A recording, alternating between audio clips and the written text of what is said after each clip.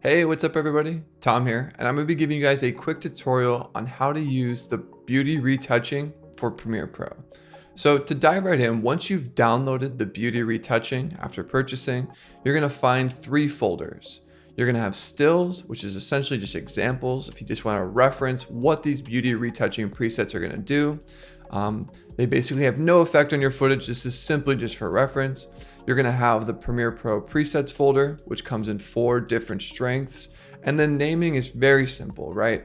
Instead of naming them obscure names like gloss or retouch, they're basically just descriptive names, right? More selective heavy, more selective simple, selective heavy, selective simple. Basically just describing what the beauty retouch preset's going to do.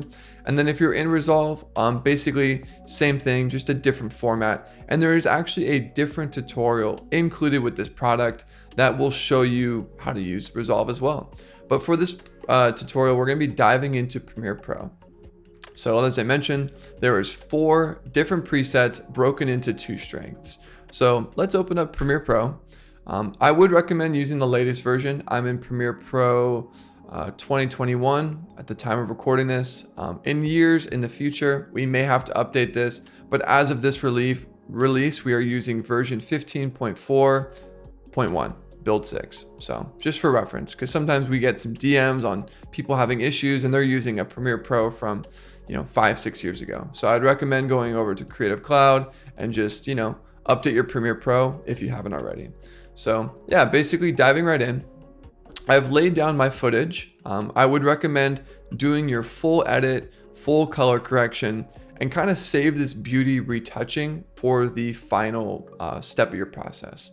It won't ruin your footage by any means if you do this first, but I do think just after watching this tutorial, you're gonna see kind of how to do this. And I do think that you're gonna find that saving this for last would be more effective.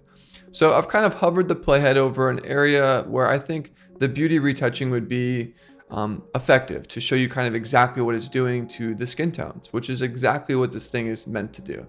So I've already, layered on basically 1 layer of color. Like I said, finish your edit, finish your color. So yeah, you'll see a Lumetri here, just 1 instance, just a basic color correction. So once you are in Premiere and you've kind of locked your edit and color, hover over to effects. Once you're in effects, there we go. You're gonna have the option to import presets by just hovering over the presets button, right click and import presets. And I forgot to mention, but if you're not seeing this effects tab, hover over window and just make sure that you see effects is checked. So hover over presets, right click and hit import presets. It's gonna basically, you're gonna wanna locate where you saved this product. So for me, it's basically just on my desktop. And I'm gonna go over to Tropic or TC Premiere Pro presets. I'm gonna just go one by one and click L1 more selective. To my knowledge, I don't know of a way to import multiple presets at once, which is kind of inconvenient because as you see, once you click open, you're gonna have to repeat this process another 7 times. Each of these 4 presets basically has 2 in them, so 8 total. So you're gonna have to take a few moments and maybe pause this tutorial and import all of these. So remember, each folder has 2, layer 1, layer 2. So just go through and do this and then resume this tutorial once all of these are imported. So I've just imported all my presets. And for some reason in Premiere Pro, I'm sure if you've imported presets in the past, I don't know why, but Premiere Pro likes to put the presets that you import in this kind of obscurely named folder. I believe you can actually, I don't know. I don't know if you can rename this folder, but long story short, that's where all my imported presets are. Don't let this confuse you. Basically, the other ones you're seeing in here are from these, selection here and down there are from our digital softening filters. So the only ones for this tutorial that you need to reference are the ones that you just imported, which are these L1s and L2s. And the way this preset works is L1 stands for layer 1, L2 stands for layer 2. So what you need to do is on a Mac, click option, select your footage and just select up. And that's gonna basically just clone your footage. On a PC, you can easily do the same. I'm sure it's either Option or Alt, or you could simply just do copy and paste. So once you have the footage basically cloned right above it, very self-explanatory, you're gonna hover over, basically you have 4 presets and broken down into 2 layers. So I'm gonna do, just for the sake of this tutorial, I'm gonna do selective simple. So that's the 4th one down.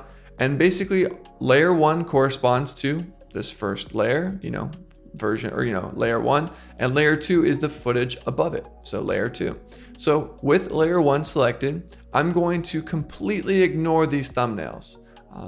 I don't know why, whenever I've tried this in the past and you select, say, layer 1 here, I've just had issues of things corresponding. So ignore this giant tab, ignore all of these, and make sure when you're dragging from where you see the text. I like to even just kind of hover over this little like photography folder icon and drag onto my footage. So I've dragged layer 1 selective simple onto my first layer. And then I'm gonna hover over and actually select my layer 2.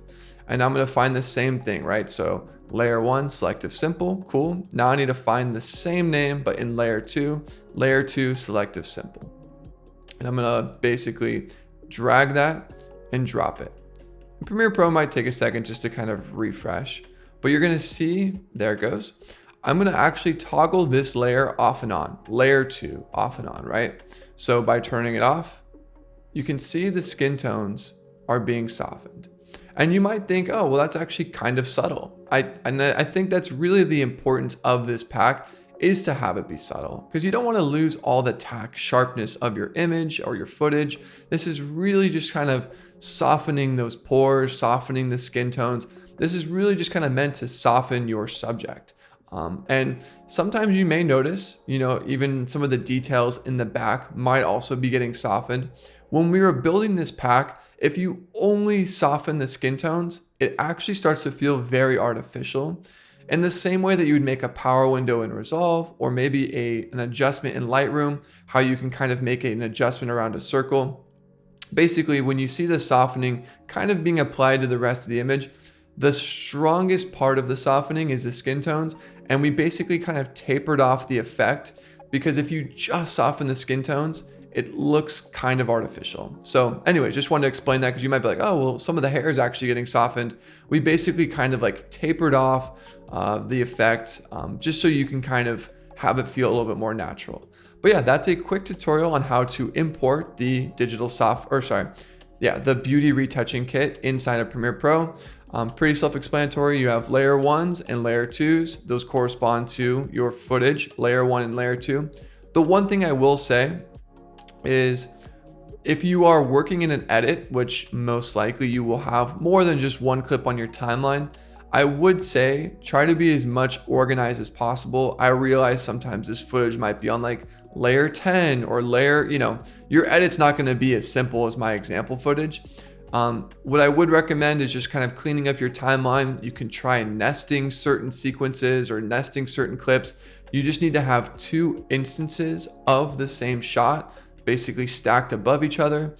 They don't necessarily have to be on the first and second layer of Premiere, but you do need to have 2 shots stacked above each other for this effect to work. But yeah, just wanted to kind of give you guys a crash course on how to use this in Premiere. If you are interested in learning Resolve, we've included a Resolve tutorial very similar to this with this product as well. So yeah, hope you enjoyed.